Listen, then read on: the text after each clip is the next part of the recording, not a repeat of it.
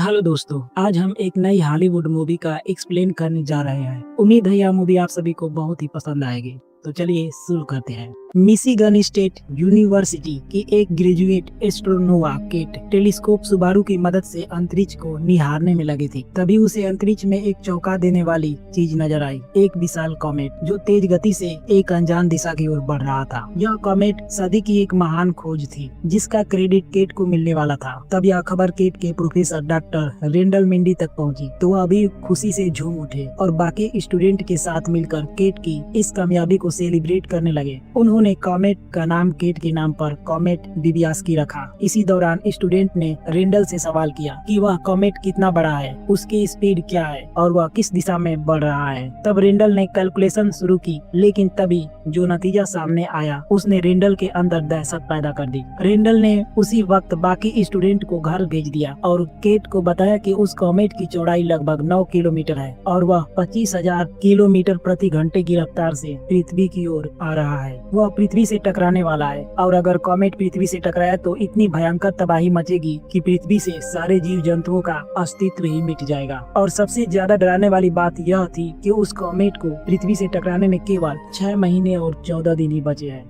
इस जानकारी ने केट के भी रोंगटे खड़े कर दिए। उन्होंने फौरन नासा के प्लेनेटरी डिफेंस कोऑर्डिनेट ऑफिस के हेड टेडी थार्प को कॉल किया और उसे सारी जानकारी दी। मामले की गंभीरता को समझते हुए टेडी ने उसी वक्त एक प्लेन भेजकर रेंडल और केट को वाशिंगटन बुला लिया और उनके साथ सीधा व्हाइट हाउस जा पहुंचा ताकि वे प्रेसिडेंट को इस गंभीर मामले की जानकारी दे सके। उन्होंने प्रेसिडेंट के स्टाफ के जरिए यह खबर उन तक पहुँचा दी और ऑफिस के बाहर उनसे मिलने का इंतजार करने लगे। लेकिन उन्हें यह जानकर हैरानी हुई कि उस वक्त यूनाइटेड स्टेट की प्रेसिडेंट जेनी ऑर्लिन इस मामले में कोई भी गंभीरता नहीं दिखा रही थी। बजाय इसके वह बर्थडे पार्टी और राजनीतिक फैसले लेने में व्यस्त थी। केट, रेंडल और टेडी घंटों प्रेसिडेंट से मीटिंग का वेट करते रहे, लेकिन अंत में प्रेसिडेंट के बेटे जेनस, जो प्रेसिडेंट का चीफ ऑफ स्टाफ था, उसने उन्हें कल आने को कहा। जिसके बाद केट और रेंडल चिढ़कर वापस लौट गए और आखिरकार एक लंबे इंतजार के बाद प्रेसिडेंट ने उन्हें अपने ऑफिस में बुलाया। उस वक्त प्रेसिडेंट का बेटा जेनस भी वहां मौजूद था। प्रेसिडेंट को हालात के बारे में बताते हुए रेंडल और केट काफी ज्यादा घबराए हुए थे। उन्होंने प्रेसिडेंट को बताया कि आज से 6 महीने और 14 दिन बाद जब वह कॉमेट धरती से टकराएगा तो उससे होने वाला धमाका करोड़ों एटम बम्स के बराबर होगा और पूरी दुनिया में भयंकर भूकंप और सुनामी आ जाएगी, जिससे पूरी दुनिया का विनाश हो जाएगा। लेकिन प्रेसिडेंट दुनिया के विनाश की जानकारी मिलने के बावजूद भी ऐसा बर्ताव कर रही थी मानो या उसके लिए बढ़ती महंगाई और बेरोजगारी जैसी मामूली समस्या हो। उसने रेंडल से पूछा, कॉमेट के पृथ्वी से टकराने के कितने % चांस है? इस पर रेंडल ने कहा 100%। लेकिन प्रेसिडेंट को तो दुनिया बचाने से ज्यादा अपनी कुर्सी बचाने की फिक्र थी। उसने रेंडल से कहा कि इलेक्शन पास में है, ऐसे वक्त में वे लोगों को यह नहीं बता सकते कि 6 महीने बाद वे मरने वाले हैं। इससे उनकी पार्टी इलेक्शन में हार सकती है। प्रेसिडेंट ने रेंडल और केट से कहा कि इलेक्शन तक उन्हें इस बात को सीक्रेट ही रखना होगा। इलेक्शन के बाद ही वे कोई कदम उठाएंगे। यह सुनकर केट, रेंडल और टेडी को सदमा लगा। रेंडल ने कहा, हमारे पास अभी मौका है। हम न्यूक्लियर बम लगे रॉकेट्स भेजकर उस कॉमेट को उड़ाकर उसे अंतरिक्ष में ही नष्ट कर सकते हैं या उसकी दिशा बदल सकते हैं। इस मामले में देरी करना जानलेवा हो सकता है। लेकिन ऑर्लिन ने रेंडल की एक नहीं सुनी। रेंडल, केट और टेडी व्हाइट हाउस से बाहर आ गए। उन्हें जरा भी यकीन नहीं हो रहा था कि इतने गंभीर मामले को भी प्रेसिडेंट इलेक्शन के लिए टाल रही है। पर रेंडल और केट किसी भी हाल में लोगों को इस खतरे के बारे में बताना चाहते थे ताकि वे सरकार को इस मामले पर गंभीरता दिखाने के लिए मजबूर कर सके।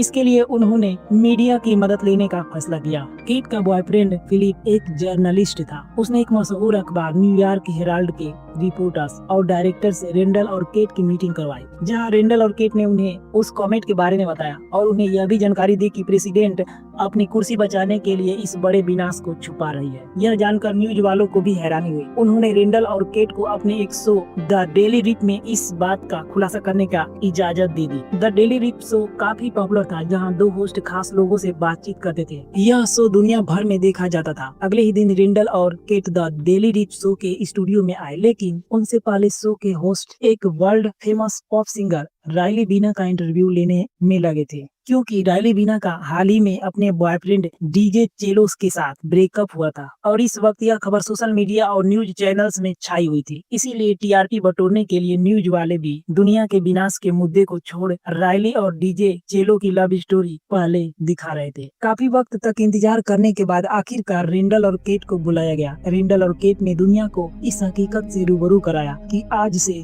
ठीक 6 महीने बाद एक विशाल कॉमेट उनकी धरती को खत्म करने वाला है। लेकिन डरने के बजाय शो के होस्ट हंसने लगे। उन्होंने दुनिया के सामने रेंडल और केट का मजाक बनाते हुए कहा कि उन दोनों को पागलों के डॉक्टर से अपना इलाज कराना चाहिए। इतना सुनते ही केट ने अपना आपा खो दिया और चिल्ला चिल्ला कर दुनिया से कहने लगी कि यह कोई मजाक नहीं है। 6 महीने बाद सचमुच एक कॉमेट धरती से टकराने वाला है और अगर उन्होंने अभी कुछ नहीं किया तो इसका अंजाम धरती पर मौजूद हर एक जीव को भुगतना होगा। यह कहकर केट रोती हुई वहाँ से चली गई। लेकिन अब कोई इस हकीकत को मानने के लिए तैयार ही नहीं था। वहीं होस्ट ने इसे केवल एक फ्रैंक बता दिया। कुछ देर बाद रेंडल और केट ने शो का ग्राफ देखा, जिसमें साफ पता चल रहा था कि लोगों को रायली और डीजे चेलो की लव स्टोरी ज्यादा पसंद आ रही थी। रेंडल और केट की बातों को कोई भी सीरियसली नहीं ले रहा था। उल्टा लोगों ने केट के रिएक्शन का मजाक बनाते हुए उसका मीम बना दिया, जिससे केट की काफी बदनामी हो गई। इस वजह से केट की बॉयफ्रेंड ने भी उससे ब्रेकअप कर लिया। इस तरह कुछ वक्त गुजर गया। इन दिनों प्रेसिडेंट ऑर्लिन भी एक स्कैंडल में फंस गई। उसकी एक अश्लील फोटो सोशल मीडिया में लीक हो गई थी, जिससे उसकी काफी बदनामी हो रही थी। इस कारण आने वाले इलेक्शन में ऑर्लिन का प्रेसिडेंट पद से हाथ धोना तय हो चुका था। इसी समय FBI की टीम ने रेंडल, केट और टेडी को सीक्रेट इंफॉर्मेशन लीक करने के जुर्म में गिरफ्तार कर लिया। लेकिन वे उन्हें जेल नहीं ले गए, बल्कि व्हाइट हाउस ले आए। तभी प्रेसिडेंट ने उन्हें अपने ऑफिस में बुलाया और कहा, हमने अपने खास साइंटिस्ट से तुम्हारे उस कॉमेट की जांच पड़ताल करवाई है। हमने पाया है कि तुम्हारी जानकारी बिल्कुल सच है, इसीलिए हम दुनिया को बचाने के लिए पहले तैयारी कर रहे हैं। लेकिन तभी केट ने ऑर्लिन पर तंज कसते हुए कहा, आखिरकार तुम्हें इस मामले पर चुनावी फायदा मिल ही गया। तुमने किसी भी साइंटिस्ट से डाटा कंफर्म नहीं करवाया है, बल्कि सच्चाई तो यह है कि तुम्हारी अश्लील फोटो वायरल हो जाने से तुम इलेक्शन हारने वाली हो। इसीलिए तुम अब दुनिया को कॉमेट से बचाकर उनकी नजरों में उठना चाहती हो। तुम्हें शर्म आनी चाहिए। इस विनाश को भी तुम अपने चुनावी फायदे के लिए इस्तेमाल कर रही हो। इस पर ऑर्लिन ने भी बेशर्मों की तरह इस बात पर सहमति जताई। हालांकि रेंडल और केट को इससे कोई आपत्ति नहीं थी। वह यह सोचकर खुश हो गए कि भले ही इससे ऑर्लिन का फायदा हो, पर उनकी दुनिया तो बच जाएगी। इस तरह ऑर्लिन और उसके बेटे जेसन ने अपना राजनीतिक खेल शुरू किया। ऑर्लिन ने इमरजेंसी पॉडकास्ट के जरिए पूरी दुनिया को उस कॉमेट की हकीकत बताई कि 5 महीने बाद वह कॉमेट पूरी पृथ्वी को नष्ट करने वाला है। हालांकि प्रेसिडेंट ने लोगों को यह भरोसा दिलाया कि उन्होंने इस तबाही को रोकने की रणनीति सोच रखी है। वे न्यूक्लियर बॉम्ब्स लगे रॉकेट अंतरिक्ष में भेजेंगे और उस कॉमेट को अंतरिक्ष में ही ब्लास्ट कर देंगे। हालांकि उन रॉकेट्स को पृथ्वी से रिमोट कंट्रोल किया जा सकता था, लेकिन दुनिया भर के लोगों की सहानुभूति पाने के लिए प्रेसिडेंट ने इसे एक मैन मिशन बना दिया और एक मिलिट्री जनरल बेनेडिक्ट को इस मिशन के लिए चुना गया, जो इस मिशन पर जाकर अपना बलिदान देने वाला था। इसके साथ ही प्रेसिडेंट ने दुनिया को यह भी बताया कि दुनिया को बचाने के लिए इस मिशन में रेंडल, केट और टेडी का सबसे बड़ा योगदान है। इस तरह दुनिया भर में प्रेसिडेंट ऑर्लिन के नाम का डंका बजने लगा और इस सियासी चाल से उसने भारी मतों से इलेक्शन में जीत हासिल कर ली। इसी के साथ वो दिन आया जब अंतरिक्ष में न्यूक्लियर बम्स लगे रॉकेट्स लॉन्च किए जाने थे। पूरी दुनिया इस मिशन की सफलता के लिए दुआ कर रही थी। वही ऑर्लिन और उसके सारे मंत्रिमंडल के साथ रेंडल और केट भी व्हाइट हाउस में बैठे इस लॉन्च को देख रहे थे। इसी समय पीटर रवेल वहाँ आता है।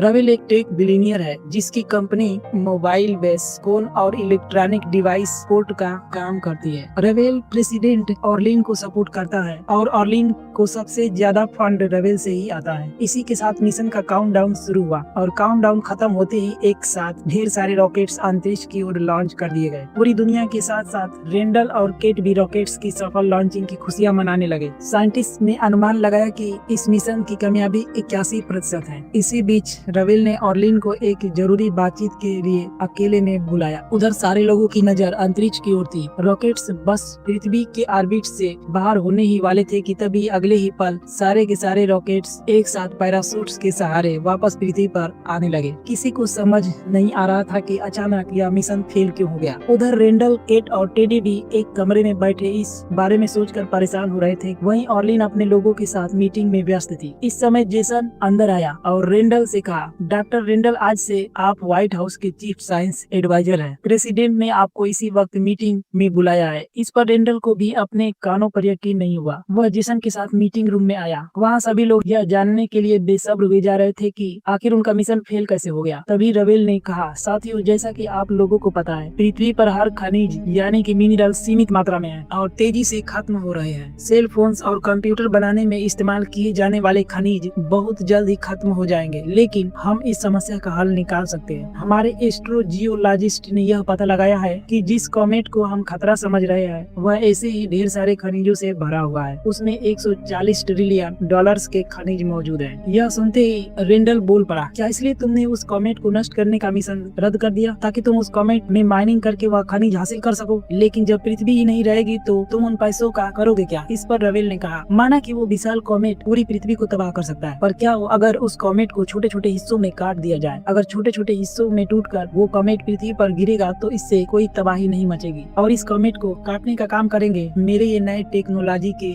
ड्रोन्स। जब कॉमेट पृथ्वी के करीब होगा तब हम ड्रोन को लॉन्च करेंगे जो कॉमेट की सतह पर जाकर चिपक जाएंगे और कॉमेट के बीचों बीच विस्फोटक फिट कर देंगे जिसमें एक बड़ा धमाका होगा और कॉमेट छोटे छोटे टुकड़ों में बंट जाएगा और फिर हमारा ड्रोन उन कॉमेट के टुकड़ों को सही सलामत समुद्र में गिरा देगा, जहां से हमारी यूएस नेवी शिप्स उन कॉमेट के टुकड़ों को जमा करके ले आएगी। हालांकि यह पागलपन भरा फैसला था। इस मिशन में जरा भी चूक पूरी पृथ्वी का सफाया कर सकती है, लेकिन प्रेसिडेंट ऑर्लिन और रवेल अपने फायदे के लिए पूरी मानव जाति को खतरे में डालने के लिए तैयार थे। रेंडल उस वक्त केट और टेडी के पास आया और उसने उन्हें सारा मामला समझाया। ये बात जानते ही केट का खून खौल उठा। उसने चिल्लाकर कहा, क्या उन लोगों का दिमाग फिर गया है? एक सेलफोन कंपनी के स्टॉक्स को बढ़ाने के लिए वे पूरी पृथ्वी को खतरे में डालेंगे। लेकिन वही रेंडल भी अब ऑर्लिन और रवेल के इस फैसले को सपोर्ट कर रहा था। उसे भी लग रहा था कि कॉमेट को अंतरिक्ष में वेस्ट करने से अच्छा उसे तोड़कर अपने देश में लाना सही है। ये देश के लिए फायदेमंद हो सकता है। इसी समय बार में मौजूद कुछ लोगों ने उनकी बातें सुन ली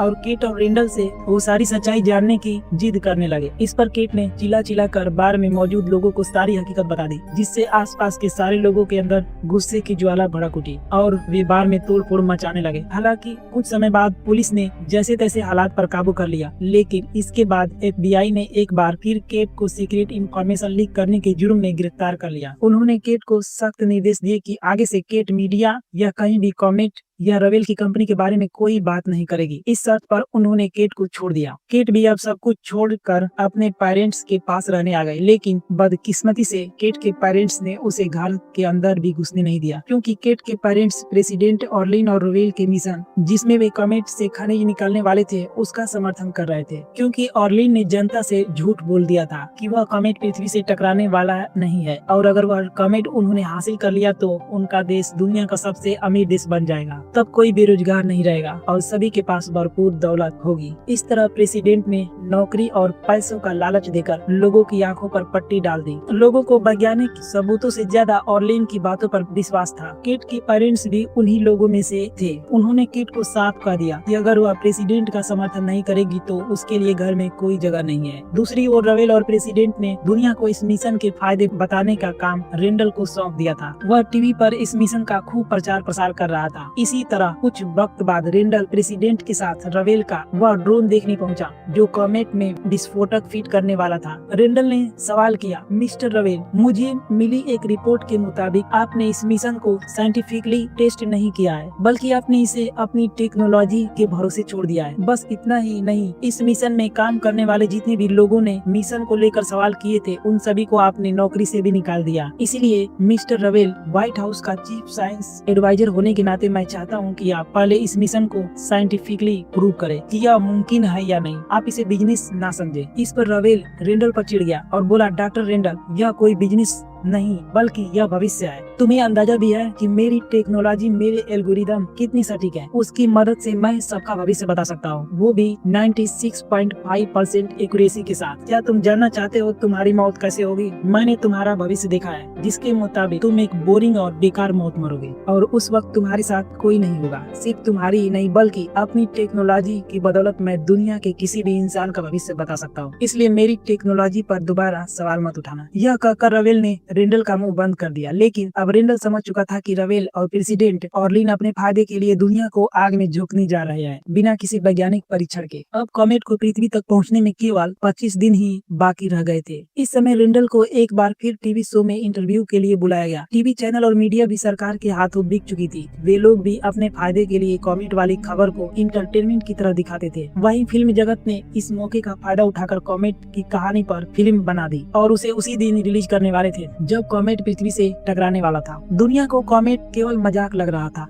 इसी तरह शो में होस्ट ने रेंडल से सवाल किया कि क्या यह कॉमेट सचमुच में है भी या नहीं। इस पर रेंडल बहुत ज्यादा भड़क गया। उसने टीवी पर दुनिया को चिल्ला चिल्ला कर यह सच्चाई बताई कि अब वह सब मरने वाले हैं, लेकिन अब भी कोई भी उस पर यकीन करने को तैयार ही नहीं था। हालांकि रेंडल के इस स्टेटमेंट के बाद उसे व्हाइट हाउस से निकाल दिया गया। दूसरी ओर केट दुनिया से तंग आकर सड़कों पर जिंदगी गुजार रही थी। उसे यूल नाम का एक नया दोस्त मिल गया था। केट को पता ही था कि दुनिया तो खत्म होने वाली ही है, इसीलिए मौत से पहले वह यूल के साथ प्यार के फूल खिला रही थी। तभी उसे आसमान में एक चमकती रोशनी नजर आई। वह कोई और नहीं बल्कि कॉमेट ही था, जो पृथ्वी के काफी करीब आ चुका था, जिस कारण उसे खुली आंखों से भी देखा जा सकता था। अब जब मौत सामने नजर आ रही थी तो लोगों के अंदर डर बढ़ने लगा। रेंडल और केट फिर से एकजुट हुए और लोगों को बताने लगे कि यही वह कॉमेट है जो पूरी दुनिया का अंत करने आ रहा है। रेंडल, केट और टेडी ने मिलकर एक अभियान चलाया जिसका नारा था जस्ट लुक अप, यानी कि ऊपर देखो और इस खतरे पर गंभीरता दिखाओ, ताकि लोग सरकार पर इस मामले को गंभीरता से लेने का दबाव बना सके। इस अभियान में कई हस्तियां जैसे कि सिंगर रायली दीना और डीजे चेलो जस्ट लुक अप मूवमेंट पर सॉन्ग बनाकर लोगों को इस खतरे के प्रति जागरूक कर रहे थे। लेकिन वहीं प्रेसिडेंट ऑर्लिन लोगों को यह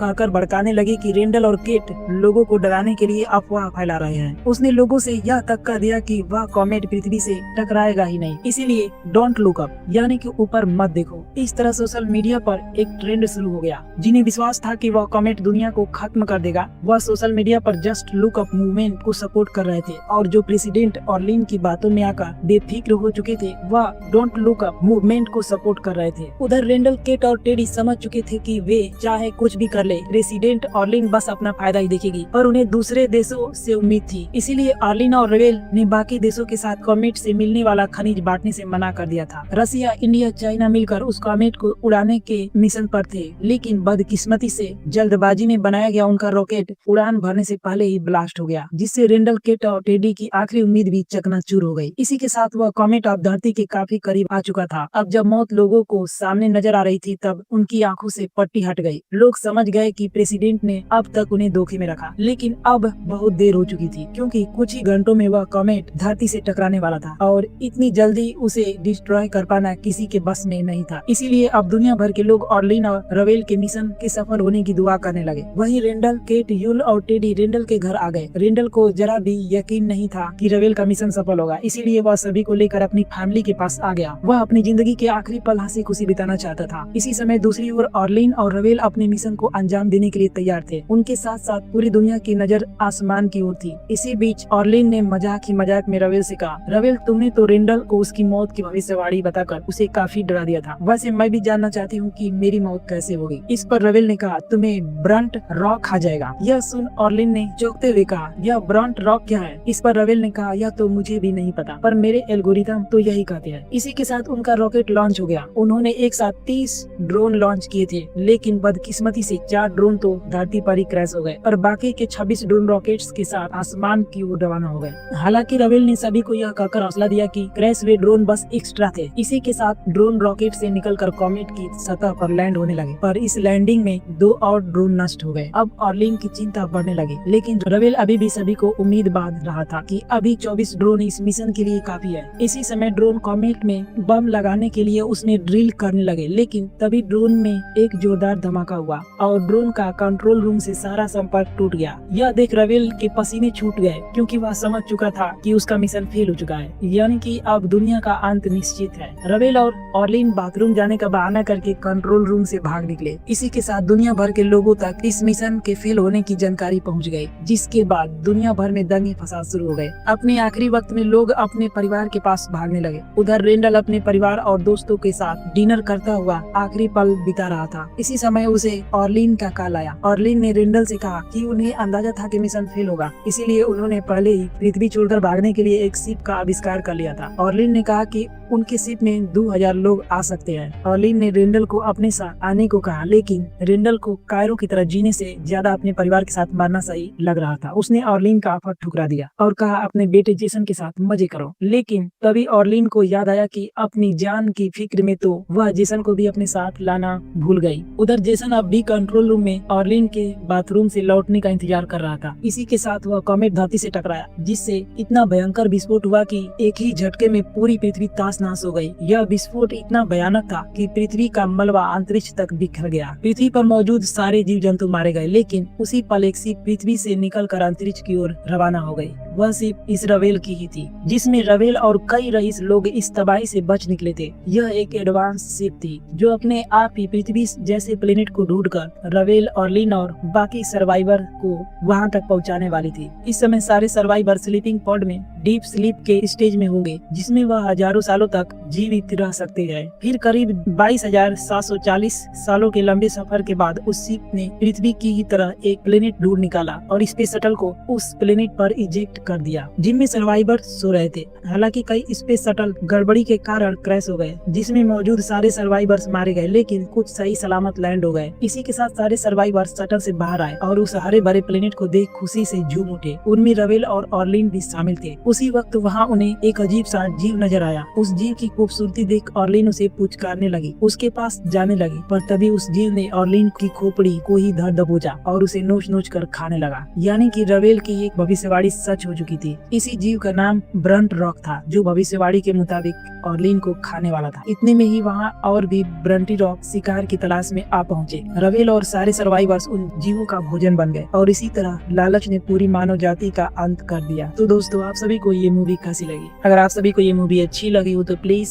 वीडियो को लाइक कर दीजिए और चैनल पे नए हो तो सब्सक्राइब कर दीजिए और हाँ, कमेंट करना मत भूलिए।